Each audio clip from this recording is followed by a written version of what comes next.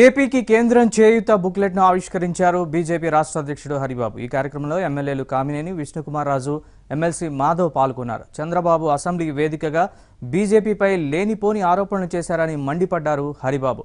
హోదా అడిగిన విపక్ష పార్టీల నేతల్ని విమర్శించిన చంద్రబాబు తర్వాత ఎందుకు యూటర్న్ తీసుకున్నారో తెలియదన్నారు।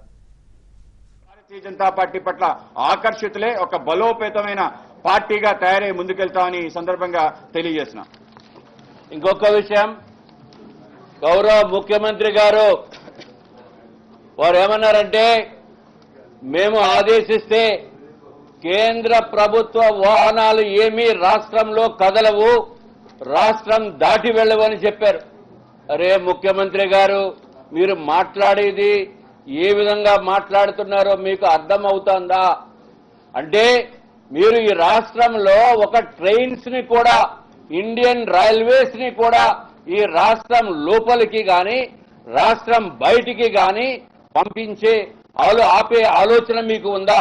అంటే ఈ రాష్ట్రంలో కేంద్ర ప్రభుత్వ ఆధీనంలో ఉన్న ఎయిర్పోర్ట్స్ ని కూడా మీరు స్తంభింపజేస్తారా? మీరు ఎయిర్ ఇండియాని దిగకుండా చేస్తారా? మీకు పర్వాలేదు, మీరు ఫోన్ చేస్తే, మీ పిఏ ఫోన్ చేస్తే 4 స్పెషల్ ఎయిర్ క్రాఫ్ట్ మీకు వస్తాయి। కానీ సామాన్యుడి పరిస్థితి ఏంటి? మీరు ఇంకెవరి చేతన్నా ఫోన్ చేస్తే 3 హెలికాప్టర్లు రెడీగా ఉంటాయి। ఇవన్నీ మీ సొమ్ము కాదు కదా, మీ సొమ్ము కాదు కాబట్టి ఎవరో ఇస్తా ఉంటారు। ఎవరిస్తారో ఏమి, మీరు ప్రభుత్వము వీటి మీద ఎంత ఖర్చు పెడతాందో కూడా ప్రజలు ఆశ్చర్యపోతున్నారు। అట్లాగే మీరు పిలుపునిస్తే కేంద్ర ప్రభుత్వ వెహికల్స్ తిరగమంటున్నారు, అంటే డిఫెన్స్ ఫోర్సెస్ ని కూడా మీరు ఆపుతారా? లేకపోతే నేవీ హెలికాప్టర్స్ ని ఆపుతారా? ఎయిర్ ఫోర్స్ ని ఆపుతారా? వార్షిప్స్ ని కూడా ఆపుతారా మీరు? ఎందుకంటే కోస్ట్ లైన్ మనకి ఉంది। మీరు ఏం మాట్లాడుతున్నారు అంటే, ఇంకా వివిధ రంగ సంస్థలు పనిచేసే వాళ్ళు ఉద్యోగుల తాలూకా వెహికల్స్ ఆపుతారా? అంటే మీ ఉద్దేశం ఏమిటి? ఇప్పటి వరకు ప్రశాంతంగా ఉన్న రాష్ట్రంలో కేంద్ర ప్రభుత్వంలో పనిచేస్తున్నారా, రాష్ట్ర ప్రభుత్వంలో పనిచేస్తున్నారా ఉద్యోగస్తులు అనేది ఎప్పుడు కూడా, లేకపోతే ప్రైవేటు సంస్థల్లో పనిచేస్తున్నారా అనేది ఎప్పుడు వివక్షత లేదు। అటువంటి వివక్షత లేని ప్రదేశంలో, రాష్ట్రంలో మీరు చిచ్చు పెడుతున్నారు ముఖ్యమంత్రి గారు। కేవలం మీరు స్వార్థపూరితమైన కుట్రలతోటి చిచ్చు పెడుతున్నారని చెప్పడంలో ఏమాత్రం సందేహం లేదు। ఇది ఏమాత్రం మంచి పని కాదు। దీన్ని బట్టి చూస్తే మీరు కేంద్రం పైన యుద్ధం ప్రకటించినట్టుగా కనపడుతోంది। మీరేమన్నా ఈ ఆంధ్ర రాష్ట్రం ఒక దేశం అనుకుంటున్నారా? ఈ దేశానికి మీరేమన్నా డిక్టేటర్ అనుకుంటున్నారా? ఈ దేశం మీ సొంతం అనుకుంటున్నారా? లేకపోతే ఈ ఆంధ్ర రాష్ట్రం దేశంగా భావించి ఈ ఆంధ్ర రాష్ట్రం అనే దేశానికి మీరు మగుటం లేని మహారాజు అనుకుంటున్నారా? ఒక డిక్టేటర్ అనుకుంటున్నారా? మీరు నోరు మాట్లాడేటప్పుడు కొంచెం జాగ్రత్తగా మాట్లాడండి ముఖ్యమంత్రి గారు।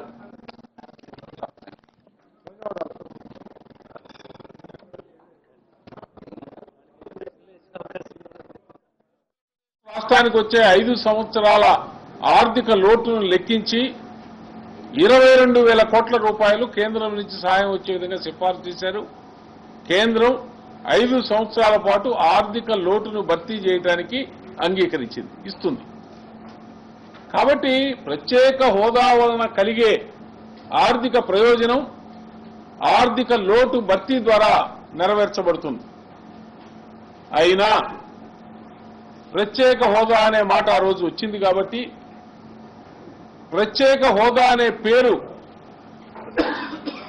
లేనప్పటికీ, ప్రత్యేక హోదా ఇస్తే కేంద్ర ప్రాయోజిత పథకాల్లో ఏదైతే 90% నిధులు రావాలో,